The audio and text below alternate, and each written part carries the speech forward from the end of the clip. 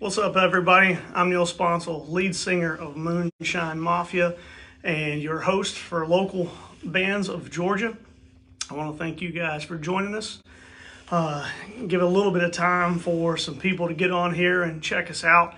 The reason that I'm doing this show is I'm wanting to promote local bands and artists of Georgia. That's all we're going to focus on is the local scene right now. I mean, here's the thing. You can pay $400 for a ticket to go see the signed bands that are out there. And right now, with the local scene, you've got some shows that don't have a cover charge. You've got some that is $5 to get in to see a show, maybe $50 to book a table. What's up, TJ? How you doing, man? What's up, Don? Hey, darling. And so the local scene is what we're promoting right now. Is we want to get the up and comers that are doing it. We want to do the talk about the veterans, the living legends that are doing music today. But we're wanting to promote their music. We're wanting to push their bands. We're wanting to get the word out there and to spread the word. Now, as you're seeing, just as you know, it's talking about local bands. Like right now, I'm gonna get up close. See right here.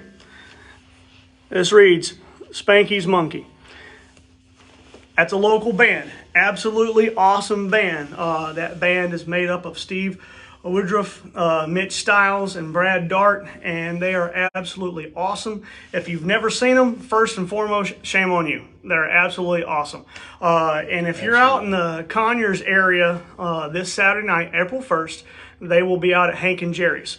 Now, see, that's the whole ordeal. See, we've got to not only promote the local artists, but we've got to promote the local venues that are promoting and allowing these local bands and artists to be able to play. So when it comes down to it, we're going to be supporting all of the local artists, local bands that are out there and trying to spread the word and getting all that music going on.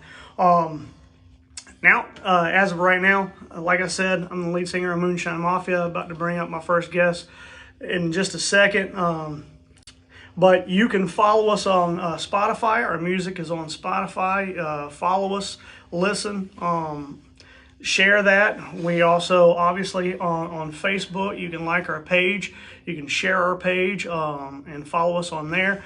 We're also on YouTube. We're also on Instagram. Make sure you subscribe and you follow our music and follow our music there. So my guest tonight is living legend. He is Moonshine Mafia's own drummer. He plays guitar. He plays bass. He has been around a long time, and we're going to discuss a lot of that. This is probably going to be part one of part two. Hell, it could be even part three for all we know. He's saying I'm a dinosaur. He is a dinosaur. Yeah. But none other, my brother from another mother, we got Jimmy Johnson. How y'all doing? Thanks for coming on the show, buddy. I appreciate it. I know we've got a lot to cover in a short amount of time, and we're going to be able to get to probably a lot of it. Some of it we're probably going to have to get back to it at a later time. But how the hell are you? I'm good. Good. Man, life is great. Work. Play. I understand that. Love it. So, I mean, known you for a little over 3 years. When was it you and I initially made contact? When you put the ad out that you were looking for a drummer, and I had been dabbling with drums all my musical career, what have you, but I've been playing guitar for a long time. Yeah. Like I said, I'm a dinosaur. But that was probably, around January? January 2020, I do believe. Yeah, because the Moonshine Mafia got really started when we had all the pieces together was about April. Yeah. And April, really quickly. It was very strange how that came together. Yeah. Guys. It really was. Within 4 months, we were out. And within 5, we were out trying to play places and whatnot. Because it was chemistry. You guys know that it's chemistry. Absolutely. You stay humble with one another, and chemistry. It takes that to make the band. And it also takes people giving you an opportunity. Sean Wood from Off the Grid. Oh, yeah, absolutely. They brought us up on stage at Hangar 92. David Henson, Sean Wood, those guys, man. Chris Brown, Andrew. All of them, great guys. If you hadn't seen them, go see them. Off the Grid. Absolutely. Fantastic. I've been playing with them off and on for a very long time. Really good guys. So I guess the best part is to start off is from the beginning. What got you into music, and who were your influences? Now you're making me wake up some old brain cells there. Yeah. Actually, it was my mother, Linda George, and my father, really, Charles Johnson. My dad, man, he always had a drum set in his living room. In the living room. I thought it was part of, of the norm. Yeah. Anytime I'd go to someone's house, I'd be like, "Where's your drum set?" Right. So that was my dad's part of it. But he turned me on to Waylon Jennings and WPLO. I don't know if you guys remember WPLO back in the day, but it would play Freddie Hart and Waylon Jennings and Willie Nelson and Merle Haggard and some of the good stuff, And my mother, she would always be on top of the newest thing that was coming out, like Blondie when Heart of Glass came out. And back then I was 6, 7, 8 years old during those times, and I could dance my butt off according to the family. And that was my thing. I would dance or what have you. But my dad let me get behind the kit kind of anytime I wanted to. They divorced when I was about 4 years old. Now, that being said, my dad would come get me every 2 weeks, regardless. He never, ever missed come getting his boy. So anytime I went to my dad's, it was like, okay, all right, I get to play this genre of music this weekend with my dad, And then I'd be home with my mom during the week or whatnot, and I'd be hearing that kind of music. Well, I go to my grandparents, and my grandparents would have Furlan Husky and the older country and stuff, and my grandmother Nellie George, insisted on dancing with me every time we went over there. Awesome. And I thought it was very awesome, Sometimes I'd be like, oh, Grandma, quit, But I started out dancing like that, and that's what really got me into the music per se a little bit there. And then I'd go visit my cousins, Sherry, Lisa, Bubba Portwood.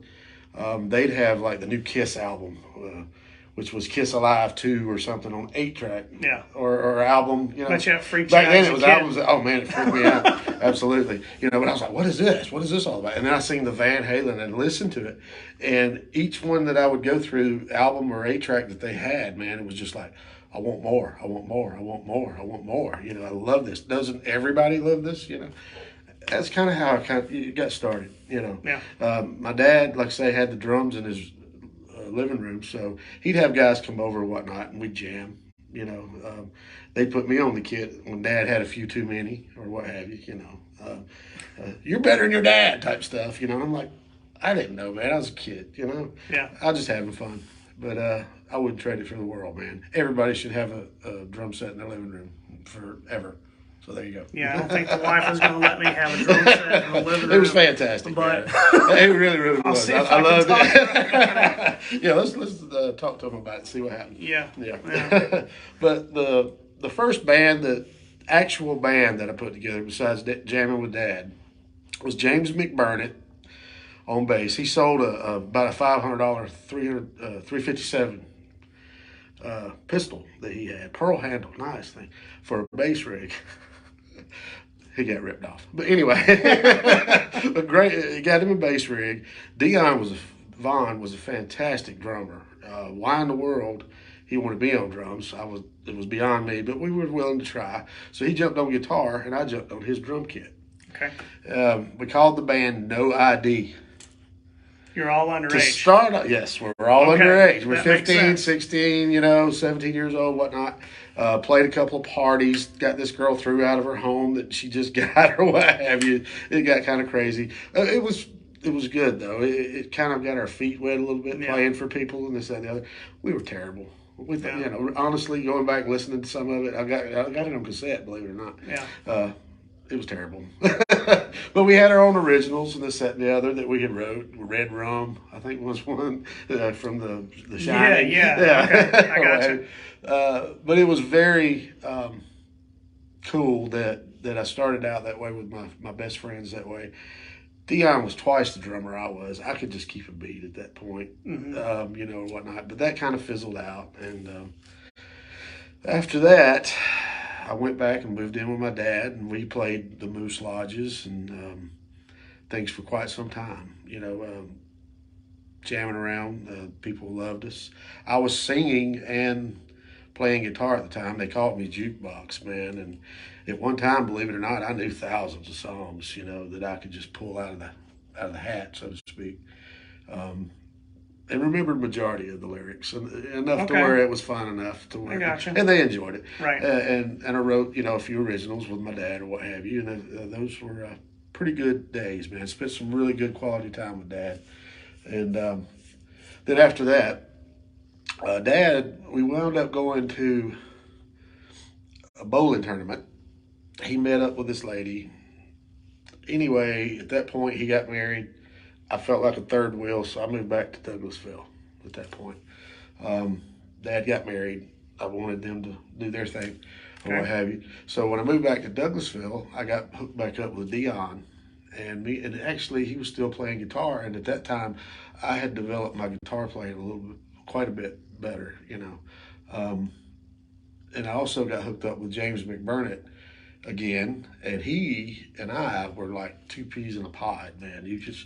He'd come pick me up, and we'd go everywhere together. You know, it didn't matter. You saw him, you saw me. Gotcha. And I didn't even have to get my driver's license. So, you know, he'd come pick me up even on some of his dates or what have you. So, anyway, we went out on a... Teresa says your pops would be proud of you. What's up, Lance? Hey, what's going on now?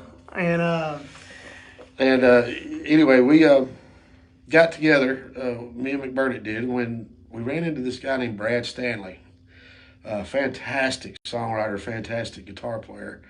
Rapid Blues Transit was the name of his band, and James had developed his bass playing tremendously. And they needed a sound man.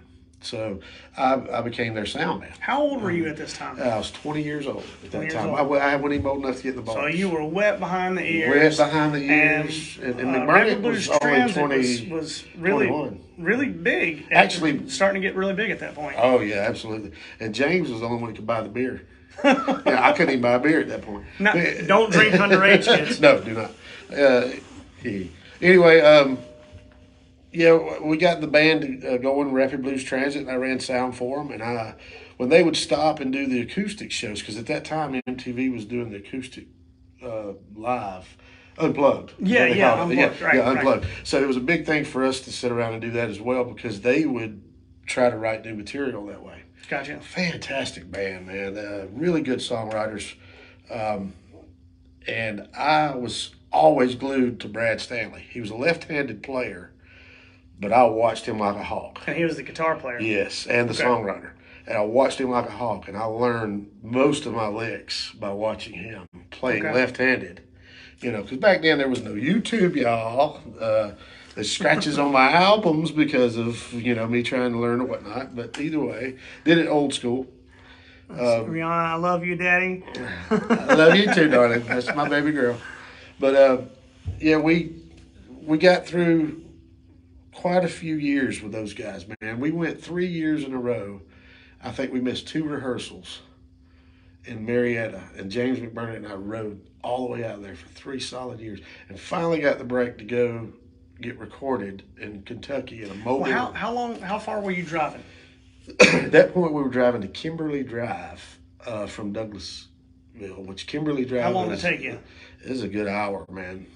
See, that's what we're talking about. I mean, you got to drive 3 nights a week. 3 nights a week. 3 nights a week, and we missed 2 rehearsals in 3 years. Over an hour drive. Yes. That's called hunger. Yes, absolutely. It wound up not working out. I'm not going to mention why. It was due to, you know, drugs and things. happened within the band. That's why. Pretty much, yeah. It broke the band up, unfortunately, because they were a fantastic group of guys. But it gave me the hunger, personally, to continue, and I thank God every day, man, that He's blessed me with being. I'm not the greatest, but I can play. That's the way I see it. You stay humble, guys. That's it, man. I don't give a damn if this guy over here is blah, blah, blah, blah, fantastic, or if this guy's blah, blah, blah. Don't down them, man. They got the hunger. They got the dream. Stay humble. But other than that, after that, Dion, Vaughn, and myself, love you, Dion, hope you see this, got a band together with my ex-wife at that time, Patty Johnson. Had met her, got married. We went to Dion's shed, and we were sitting and playing acoustics, trying to get something going. We wasn't sure what we were going to do, but we was trying to get something going. Well, John Meany, one of my really good friends from a very long time, bass player, and can play guitar as well, and drums. He's a very talented guy too. We all got together. We formed a band called Jericho.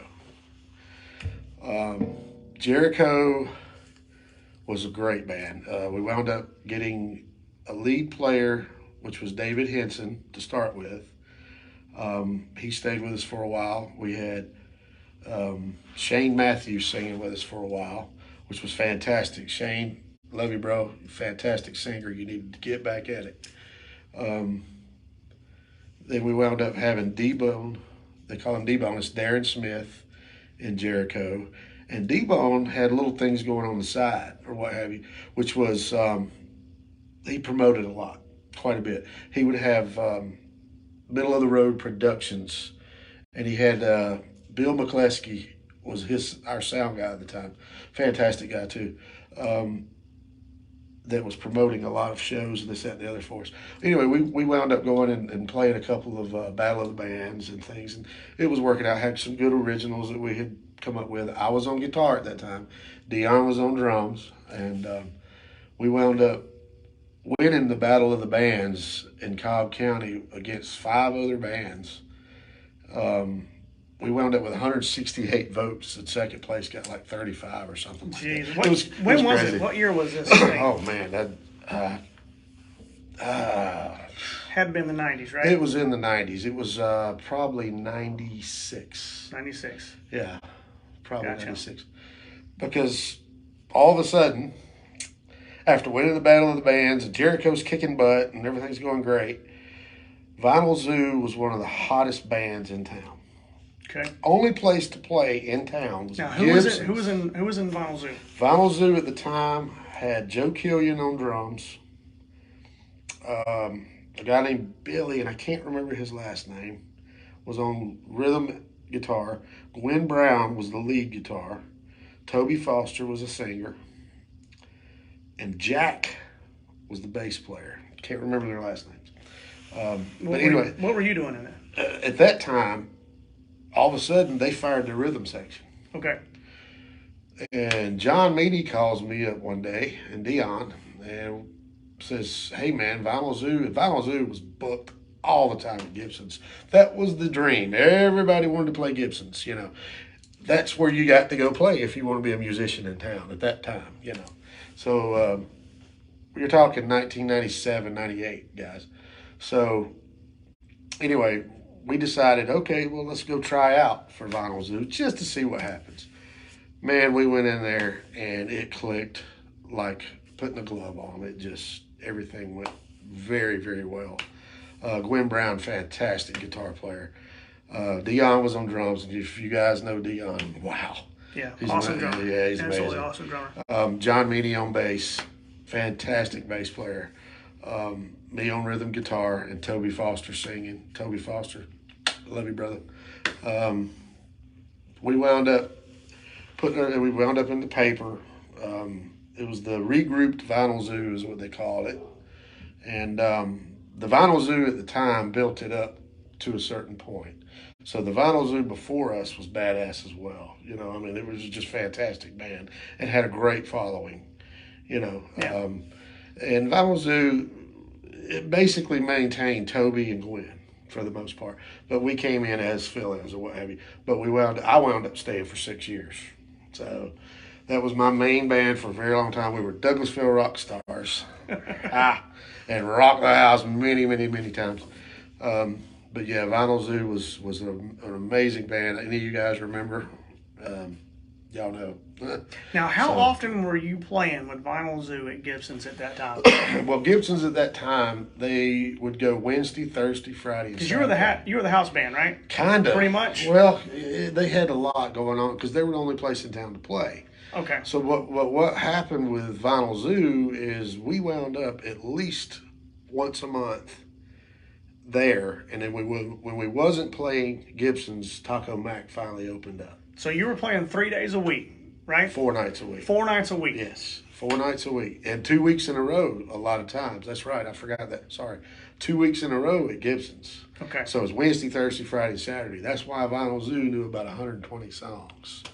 So just so we could kind of change it up a bit. So you were having different shows each night. Each night, man. And Wednesday night was ladies' night. Thursday night was steak night. Friday night we just party. And Saturday night was actually the best night of all.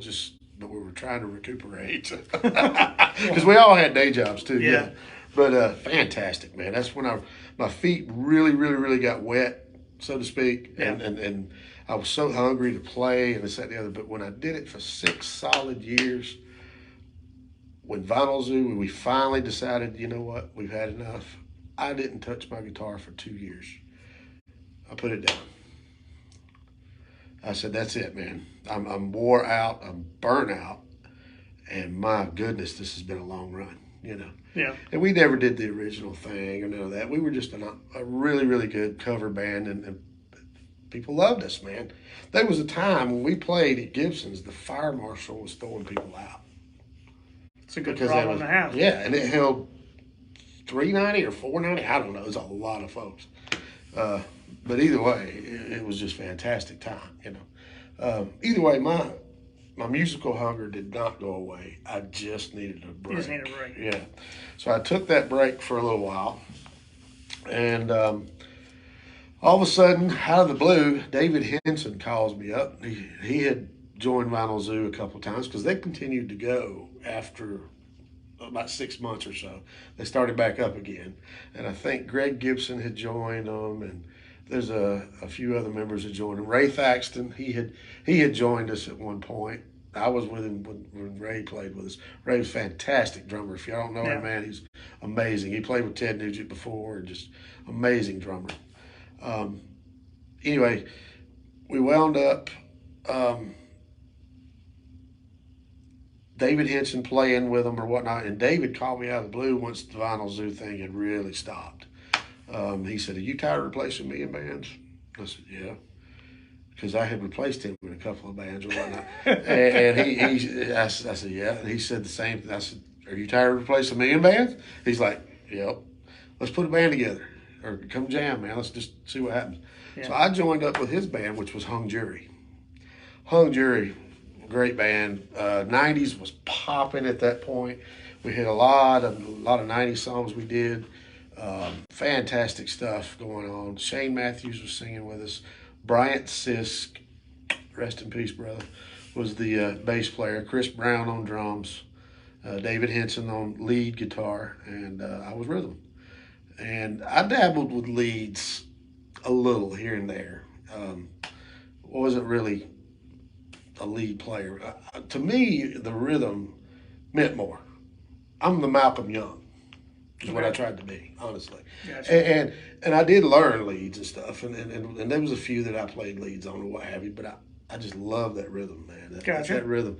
Girls Got Rhythm songs, you know, like AC/DC, this, that, the other. You just got to have that real crack you in the ribs rhythm, you know. Fantastic stuff. But, you know, Hung Jury, we lasted for quite some time. Wound up changing members, this, that, and the other. Put Gridlock together at that time. Now, time frame wise, I couldn't really tell you. This was 2005-ish, maybe. Okay. Something like that. Gridlock. Sean Wood joined singing. Shane wasn't singing with us anymore. Wait a minute. Eddie Carmody had joined us. Some things had happened with Eddie to where he couldn't make a show, where he was actually got a little trouble where he couldn't get out of. I will just put it that way. God bless you, Eddie. Anyway, we're at the show at Bones on Fairburn Road, and we have already set up, and we get the phone call that Eddie can't be there. He's our singer. What are we going to do? Oh, and this is when Sean came into the picture. I said the only person that I know that Mike could pull the rabbit out of the hat is Sean Wood. So David Henson's like, call him, let's see what happens. So Sean comes up and he looks at the set list. Yep, nope, yep, nope. And we made it through that show, and Sean Wood has been singing with Gridlock Off the Grid ever since. And it's fantastic. Great job, Sean. But either way, that worked out real well. Yeah. Despite, the problems that Eddie had. Bless his heart. But anyway, after that, that lasted for quite some time. Well, how long were you in Gridlock? Off and on, probably about 7 years, maybe 8. Okay. Yep. Because there's some things that had happened in my life, personal life or whatnot, that I had to take breaks. Still loved the music, still went out and saw the music, played acoustic, wrote a lot of songs. I've got so much stuff that I wrote. Always in my blood, guys, always. And try to stay as humble as possible. But by the way, even from the get-go, the very beginning of all this, Mr. Mike Jones is one of the hugest influences in my life. One of the best friends I have, and one of the best guitar players you'll ever hear, period, bar none. Anyway, that being said, I took a break for a while because I got some personal trouble, this, that, and the other going on, children, DUIs, things like that. Gotcha. Yeah, a little bit of personal trouble. So anyway, kind of got out of my troubles. Was asked again if I was how long of a break was it that you took at that point? a couple of years. Another actually. couple of year break. Yeah, really needed it at that point.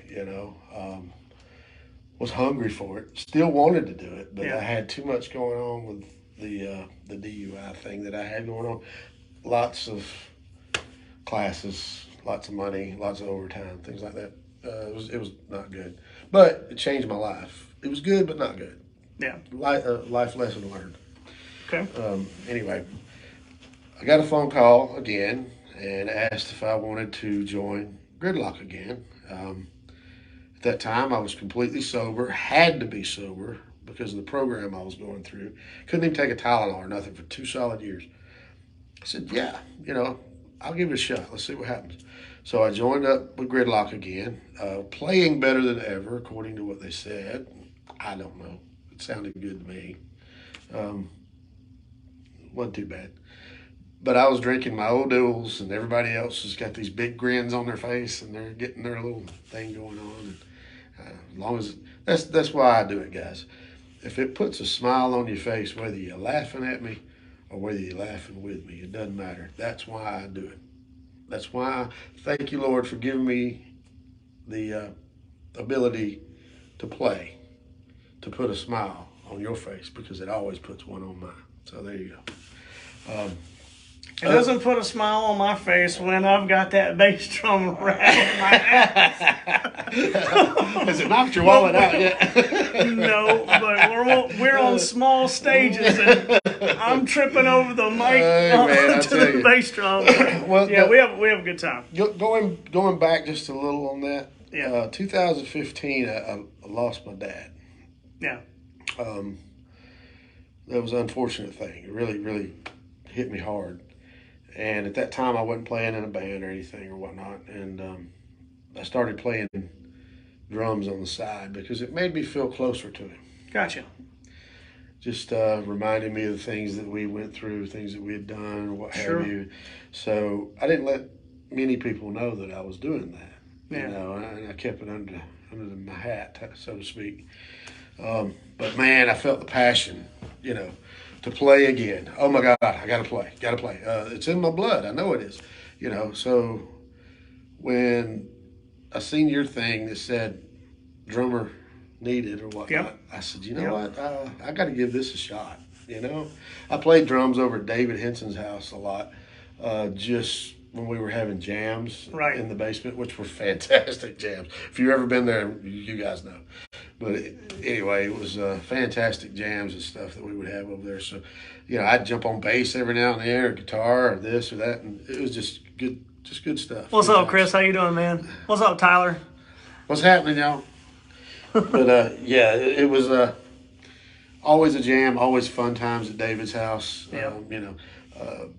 My wife at the time, Patty Johnson, she'd always get up and sing backups and things like that, and she sang backup with Vinyl Zoo back in the day. And actually, my brother-in-law at the time, Paul Botner, ran sound for us for a long time back then. Vinyl Zoo days. It was fantastic times. This, that, and the other. So, but when I lost my dad, like I say, I got on the drum kit, and lo and behold, there you are. Yeah. And it's divine intervention, if you will. Little did I know you were almost faking it till you make it kind of ordeal. You slid in and said, "Hey, I can do this. I can do this. Let's see what happens." It kind of, you wanted to play drums, right? So, man, that's what you've always wanted to do. Always, man, and it brought my passion for playing tenfold. I love the drum kit. Am I the greatest? No, hell no. I don't ever claim to be the greatest. I just know I can play, and there's certain stuff I can do, and there's certain stuff I know I shouldn't touch. Yeah. But it's the passion. Yeah. And it's in my soul and my blood, and I feel it. Absolutely. On a daily basis, and I love it. I wouldn't change it for the world. Thank you. Yeah. I love you. I appreciate. I love you too. I'm awesome. glad you were able. What's up, Mike? How you doing, man? Good to see you, Mike. Mike Jones. We were just talking about you. Your ears must have been just bleeding. Chris, we were talking about you too. Chris, he pounded the drums behind me many, many, many times, man. Yeah. And I tell you what, he's one of my biggest drummer influences. Well, Chris, you're awesome, man. Yeah, absolutely. And Mike Jones, man, I just can't say enough about his guitar playing. He's unbelievable. And David Henson and myself, we had a lot of similarities. And David, he took it a little farther. He learned, quite a bit more lead than myself or what have you. But like I said, I wanted to be the Malcolm Young. Michael, you can, after we finish, you can go back and watch it. I'm also probably going to put it back on YouTube tomorrow, so you'll get to see the whole thing, and you'll get to hear how many wonderful things Jimmy has said about it. I've tried to keep this short and sweet, y'all, because y'all know me and y'all know some of the stories. Oh Lord, this could be a Netflix series, honestly. But we got that in the works. Yeah. But yeah, it's up till that, man. Keeping it short and sweet, like I said, is about the best I can do with all that. And I hope I didn't forget anybody, man. If I did, I'll catch you on the next time, part 2 or what have you. We'll probably have a second part to this. But I mean, now we've gotten to Moonshine Mafia, so we can harp on that a little bit. Yeah. Many Moonshine Mafia originals coming. Yeah. I wanted to ask you, because, guys, if you don't know this, our music's on Spotify. Our original music's on Spotify. That's also on YouTube. And that music's doing really well. And Jimmy Johnson, he wrote both of those, Caution in the Wind and One Hell of a Night. And fantastic music, and I trust Donnie Hammond's fantastic. Donnie Hammond's at the After Dark Studios. I'll have Donnie on here at some point. It's going to be an awesome interview there too. And that's the only producer I want to work with. But I swear to you, I have 3 songs a day sent to me by this guy. Hey, I had to get this out of my mind. Had to get this out of my mind. So I'm saving it as soon as I can get to it, and then we go over it. But where is all these songs coming from, dude? Experience. Experience. That's about all I can really say, man. I go back and I think about things that I've been through personally, or I think about things that some of my best friends have went through. Yeah. And if it seems to me that it's not necessarily got to be a hook, because these days there's songs about Taco Bell and crap. Come on, man. I write about what's in here. Gotcha. And things that I remember that people went through that was personal. So I don't say the names to protect the guilty. I hear but you.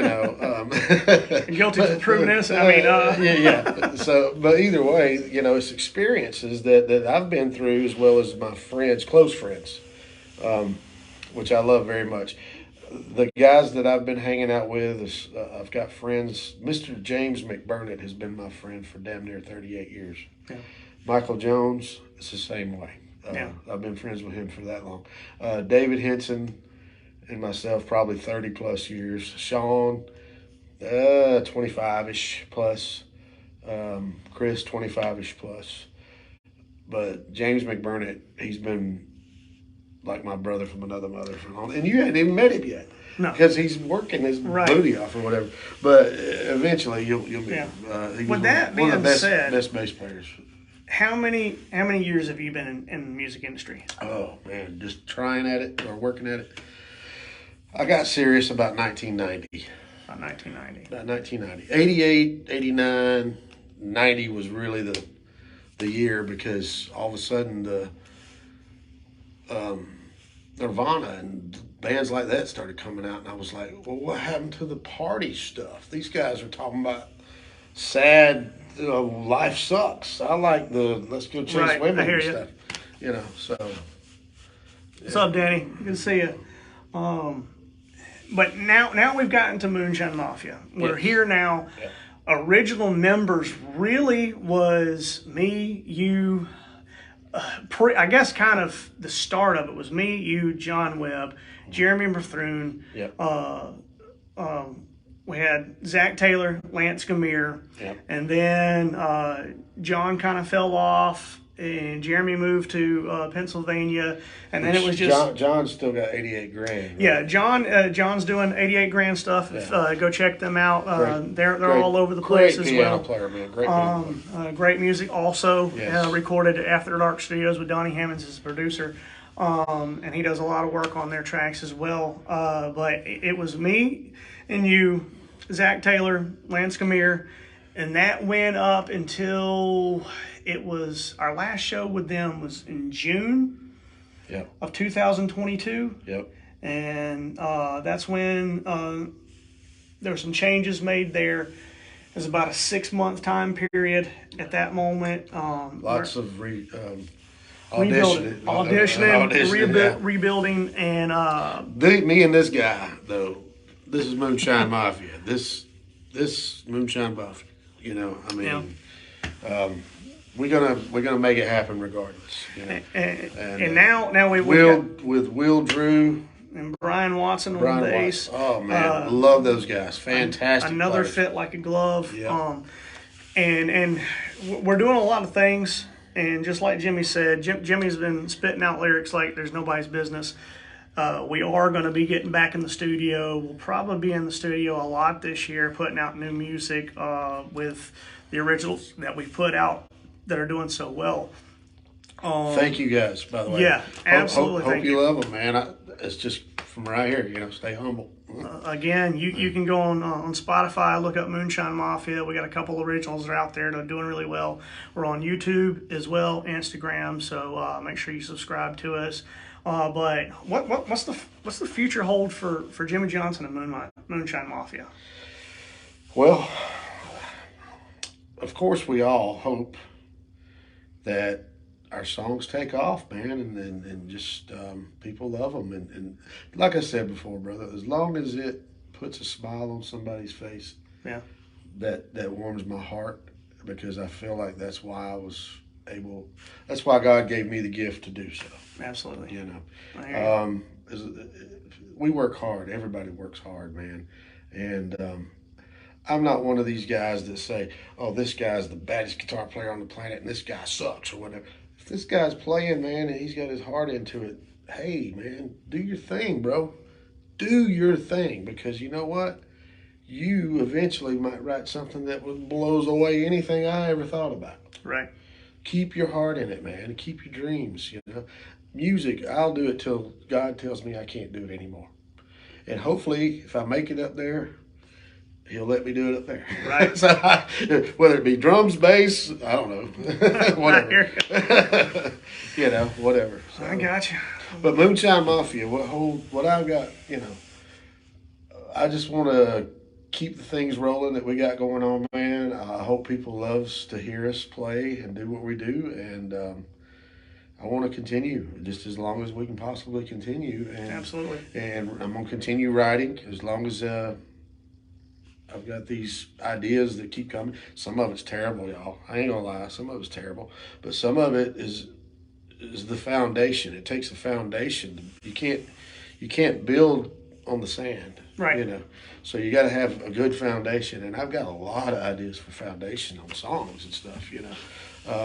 But this shouting out to all my other brothers that are the same age as me, man. Guys, if you still got the passion for playing, just do it, man. Just do it. Get out there and make people smile, make people happy. It always going to put a smile on your face. And Lord knows we're not going to make no money doing it for the most part in the clubs, but we do our best, you know. Yeah. And eventually, if something does pick up to where we do make big money, that's great too, man. But either way, I'm going to continue doing it till I can't do it no more. Absolutely. That's the way it is. All right. Well, guys, we appreciate you coming on here and checking us out. We'll probably rehash with Jimmy Johnson once again. I've got a lot of awesome interviews coming in the future. And like I said, this is local bands of Georgia. And it is going to be all about the local artists that are out there in the Georgia area. And I'm going to be interviewing a ton of these guys. And just trying to put their music out there along with our music as well. But everybody wins. There's plenty of venues for us all to play. There's plenty of room for us all to be able to do this. And that's what we're trying to do. We're trying to get all the local bands, all their music promoted. If you want me to wear your merchandise on the show, just like I got Spanky's Monkey here, you know, let me talk to you. Moonshine Mafia merch here. Moonshine Mafia will be playing April 15th at Reed's Deli. And we're so looking forward to that. Will Drew, always. Love you, man. Brian Watson, love you, man. We're excited to be able to do what we're doing. There's more good things to come.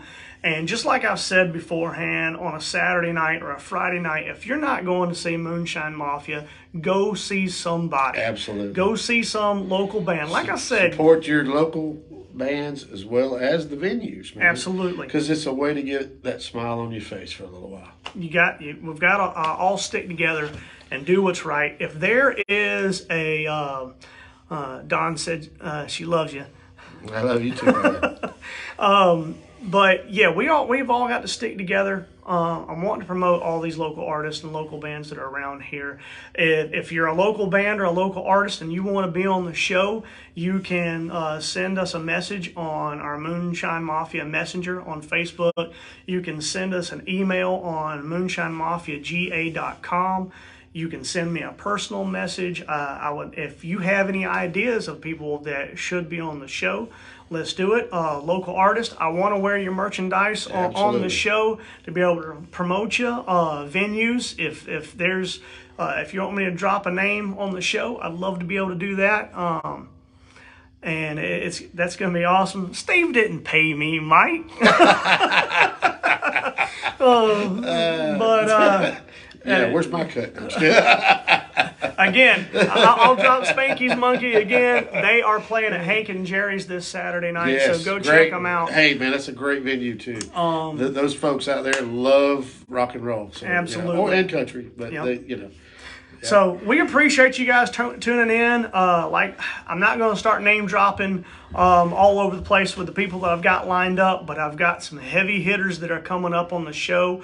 I'll probably start name dropping some of those here really, really soon because I don't have any shortage of guests at this moment ever since everything has dropped. But again, I appreciate you coming out here. Neil Sponsel, lead singer of Moonshine Mafia, Jimmy Johnson, drummer of Moonshine Mafia.